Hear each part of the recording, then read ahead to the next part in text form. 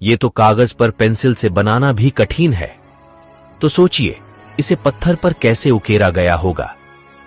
क्या आपको इस मंदिर के आर्किटेक्चर को देखकर आश्चर्य नहीं हुआ?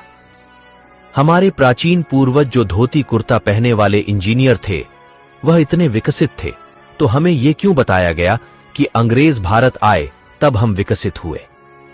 इसे देखने के बाद भी अगर आप वामपंथी इतिहासकारों के डॉक्टर षड्यंत्रों का अंदाजा नहीं लगा पाए, तो आपका स्वाभिमान अंदर ही अंदर मृत हो रहा है। यह प्रतिमा प्राचीन मंदिर के एक स्तंभ पर निर्मित है। 0.5 मिमी व्यास से कम पतली छड़ी को इस प्रतिमा के एक कान में प्रवेश कराने पर छड़ी का दूसरा सिरा दूसरे कान से होकर बाहर निकल जाता है। क्या आप बता सकते धोती कुर्ता पहनने वाले प्राचीन इंजीनियरों ने यहाँ किस तरह की टेक्नोलॉजी का इस्तेमाल किया होगा? भारतवर्ष के हिंदू मंदिर की भव्यता देखिए। इस मंदिर की मूर्तियों और छत के अंदर जो पत्थर उपयोग किया गया है वह है बेसाल्ट, जो कि पृथ्वी पर सबसे मुश्किल पत्थरों में से एक है। इसे आज की आधुनिक डायमंड इलेक्ट्रॉन मशीन ही काट सकती है, वह भी केवल 1 इंच प्रति घंटे की दर से। अब आप सोचिए कैसे इन्होंने 900 साल पहले इस पत्थर पर इतनी बारीक कारीगरी की है। यहाँ पर एक नृत्यांगना की मूर्ति भी है जिसने हाई हील पहनी हुई है। सबसे ज्यादा अगर कुछ आश्चर्यजनक है वह है इस मंदिर की छत। यहाँ पर इतनी बारीक कारीगरी की गई है जिसकी सुंदरता देखते ही बनती है। मंदिर की बाहर की तरफ जो पिलर लगे हुए हैं उन पर कारीगरी देखिए।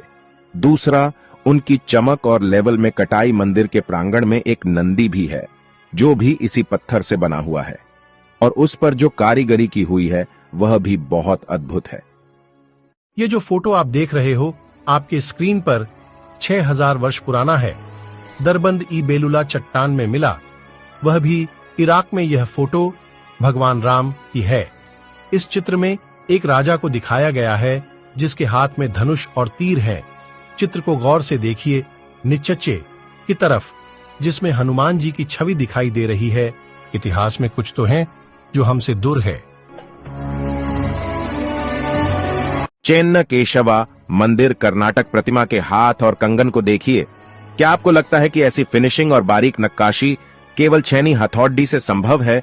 ठीक ऐसी ही एक प्रतिमा मंदिर के अंदर है जिसके हाथ में कंगन को आगे पीछे सरकाया जा सकता है, जबकि पूरी प्रतिमा को एक ही पत्थर से बनाया गया है ना अद्भुत? सच तो यह है कि हमारे मंदिर 7 आश्चर्यों की लिस्ट बनाने वालों की तुष्टिकरण की भेंट चढ़ा गया। 1000 साल नहीं, 5000 साल नहीं, 10,000 साल भी नहीं और 20,000 साल भी नहीं। बात करते हैं करीब 28,500 साल की, जब इस धरती लोक में कोई अब्राहमिक रिलीजन जैसे कि क्रिश्चियनिटी और इस्लाम एग्जिस्ट ही नहीं करते थे। बात हो रही है कल्प विग्रह की। साल 1859 में नेपाल में शिव जी की एक ऐसी सॉलिड ब्रोंज से बनी मूर्ति मिलती है जिसे जब यूनिवर्सिटी ऑफ कैलिफोर्निया में रेडियो कार्बन डेटिंग की जाती है तो यह पता चलता है कि यह मूर्ति करीब 26,000 साल से 28,000 साल पुरानी हो सकती है, जो पूरे हिंदू इतिहास में धरती पर मिला सबसे पुराना लॉर्ड शिवा का आइडल था। न जाने ऐसे कई पुराने इतिहास भारत से लेकर पूरे दुनिया भर में दबे पड़े होंगे जो समय समय पर मानव को आश्चर्यचकित कर देती हैं। भारत के लोगों ने आखिरकार ये कैसे किया? भारत में है दुनिया का एकलौता ऐसा मंदिर जो सीधा नहीं बल्कि उल्टा बनाया गया है। गुजरात में एक बावरी है जो रानी उदयवती द्वारा 900 साल पहले निर्मित की गई थी। ये 100 रुपए के नोट के पीछे भी बनी हुई है, सरस्वती नदी तट पर स्थित रानी की वास में। इस मंदिर में ज्यादातर भगवान विष्णु की मूर्तियां हैं। इस बावरी को उल्टे मंदिर के रूप में बनाया गया है जो पानी की पवित्रता को उजागर करता है। अगर आप इस मंदिर को देखेंगे तो आपको उलटे लिखे पंक्तियां और 800 से अधिक मूर्तियां के साथ इस मंदिर में सारे सीढ़ियां नीचे की ओर जाते हैं। 1890 में आर्कियोलॉजिकल सर्वे ऑफ इंडिया के द्वारा इसे खोजा गया और इसे पूरा बाहर लाने में लगभग 30 साल का समय लगा। अद्भुत कैसे? इतना घर्षण रहित तो बेयरिंग लगाने पर भी न चल सकेगा। भारत के मंदिरों की अद्भुत अविश्वनीय कुशल शिल्पकारी एक ही पत्थर को काटकर नक्काशी तक तो ठीक थी, पर पत्थर के अंदर इतनी घर्षण कैसे? मेरे पास शब्द नहीं है। आप ही कुछ बताइए कमेंट्स पर। बस हम और आप कल्पना कर सकते हैं, आधुनिक मशीन भी नहीं कर पाएगी।